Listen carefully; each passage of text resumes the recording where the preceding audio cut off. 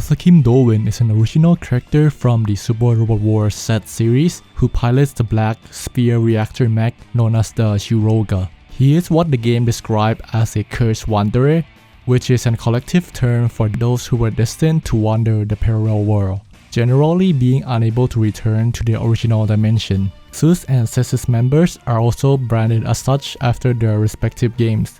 Asakim mentioned that he is a human being who committed great sin in the past and was cursed with a body that cannot die. He described his condition as an infinite prison.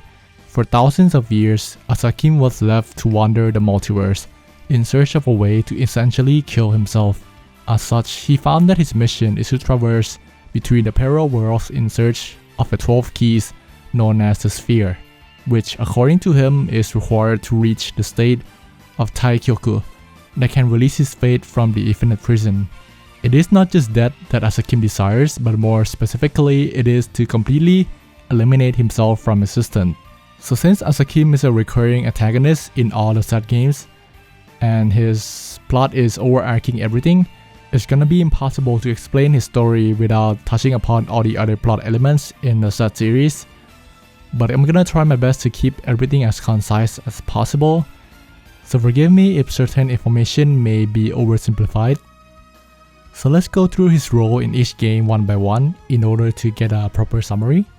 His first appearance is in SRWZ, which is the game that was meant to be the first of a trilogy. His actions were largely different depending on the protagonist that you picked. If you pick Ran, him, or more specifically Mel and the Gunleon, has the Wounded Lion Sphere. Asakim is rather friendly with Ran, appearing to help him at times, and his humanity nature is also recognized by Ran, and there's even a scene of them drinking together. Of course, his aim is the activation of the sphere, so he was ready to backstab Ran at any point.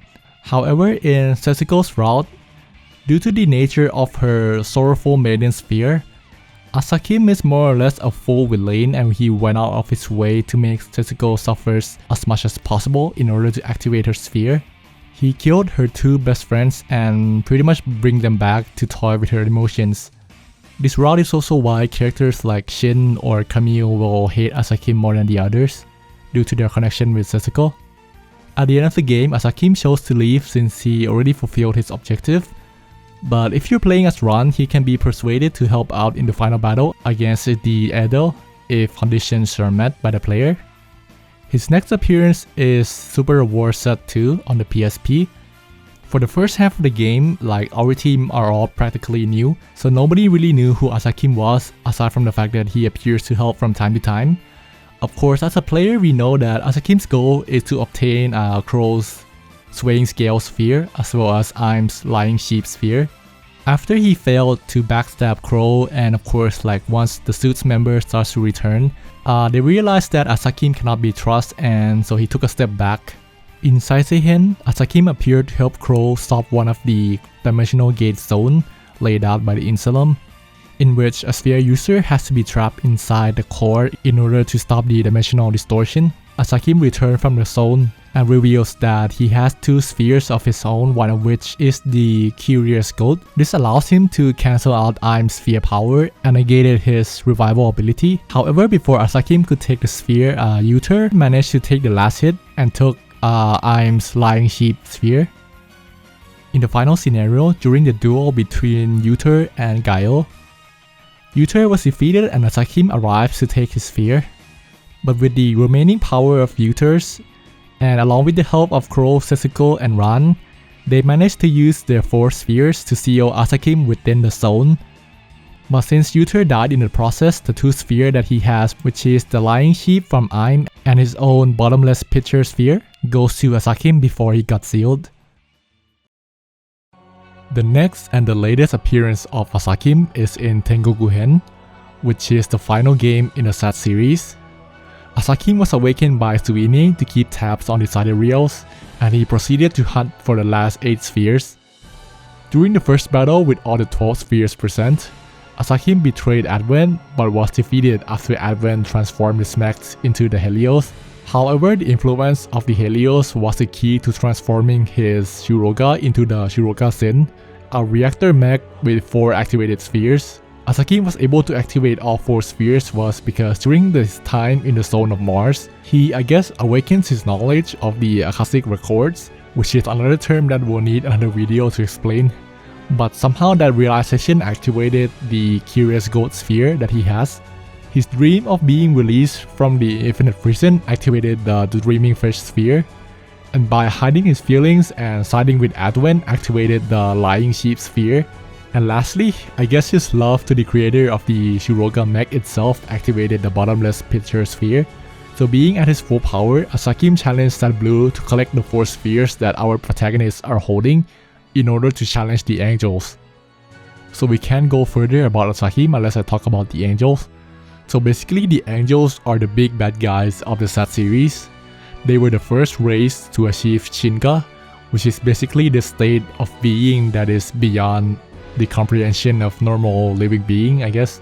Like basically they have control over all the multiverse and all the worlds and dimensions. So they use that power and took control of the universe in order to prevent other races who achieve Shinka. So like characters like Gadolite or like the Sidereal Sphere reactors, their homeland were destroyed by the angels because they were reaching the state of Shinka. So now they're just working under the angels. They're also the one who put Asakim in the infinite prison. I'm not gonna go too in-depth with the angels in this video. I guess if you want to learn more, leave a comment and maybe I'll make another video for them. But what we need to know is around halfway through the game, we learned that Adwen was an exiled angel. So he's one of the 4 original angels. And the angels wanted to revive Supreme God's soul to overcome the end of the universe cycle of every 12 million years. I forgot if it's 12 million or like 120 million, it's one of these numbers. So the Supreme God's soul is this godlike being that they had to control the origin law and all the dimensional shits. But this soul god didn't want anything to do with their evil plan, so he decided to split himself into the 12 spheres. Thus, in order for the angels to revive the Supreme God Soul, they need the power of the Black Sun of their own planet, the Helios, which is Adwen's mech, the Prodigium, which is the mech of their own, and of course the 12 spheres. So that's pretty much what the angels were up to. So let's go back to Asakim. So after our team defeat Asakim, Adwen arrived to basically explain the truth about Asakim's past, and this is what he said. The Shurouga is actually a parallel version of the Supreme God Soul that I mentioned earlier, but it was made to control the Akashic records. Apparently, even the angels are not sure what the Shurouga actually is, but we do know that the Shurouga went through countless death and rebirth of the universe until it eventually has the form that it has. The pilot and the character Asakim is actually just a clone copy of what the Shurouga perceived its original pilot to be. But since it exists for such a long time that the details might not be exactly correct.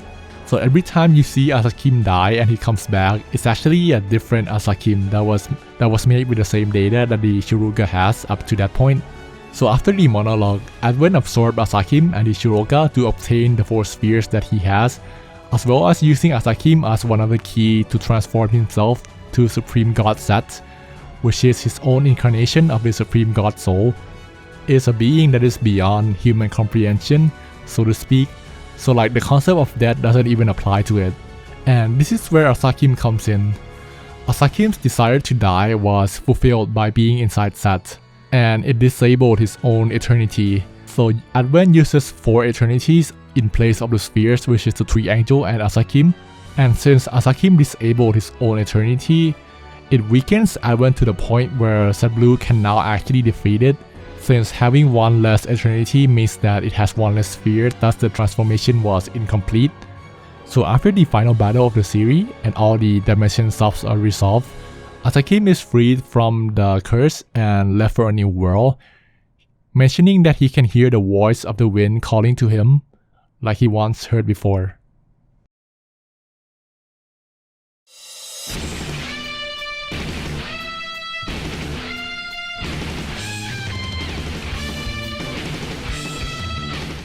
So the Shurouga's design is a tad bit similar to a certain original mech that we all know, utilizing a similar arsenal of weapons and abilities.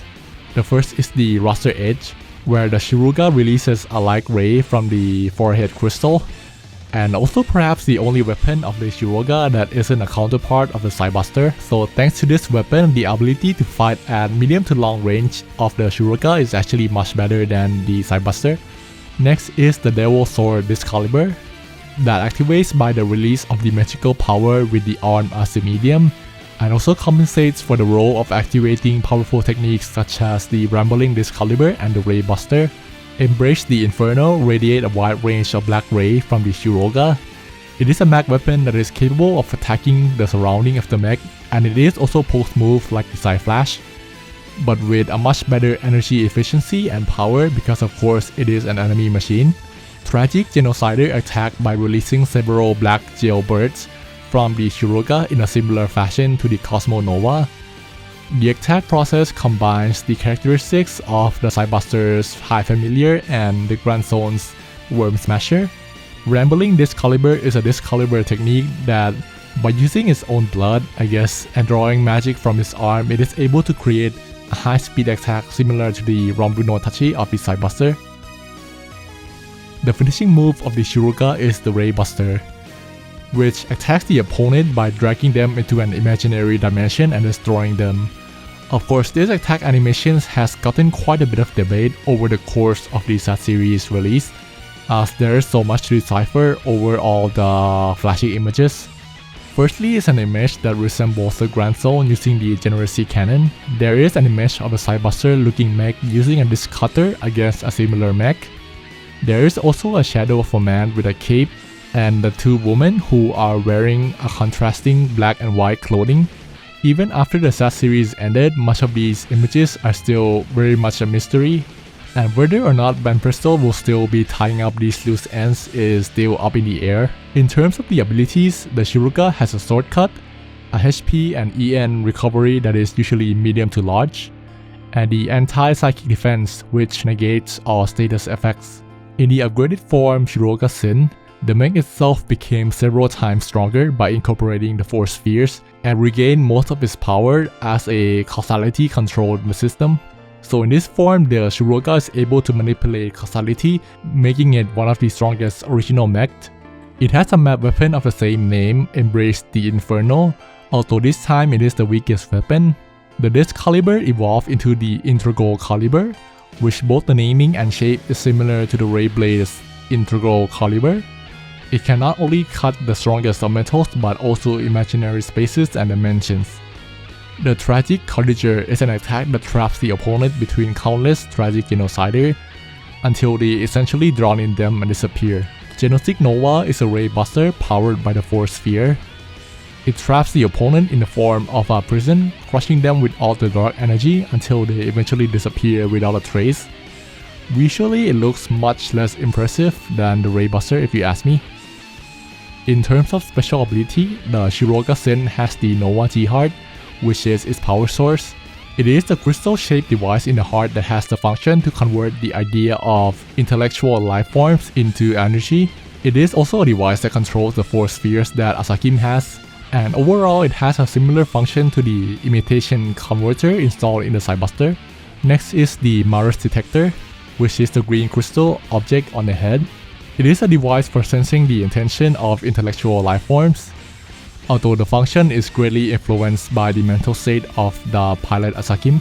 And lastly, it has the Akashic Record control system, which, as you can tell by the name, it is a device that accesses and controls the Akashic Records, since the Shurouga is the supreme god soul from another world. It is a unit capable of accessing all the knowledge of the universe, so what Akashic Record really is still largely unknown. So before the end of the video, let's address a certain important questions. So is Masaki and Asakim the same person?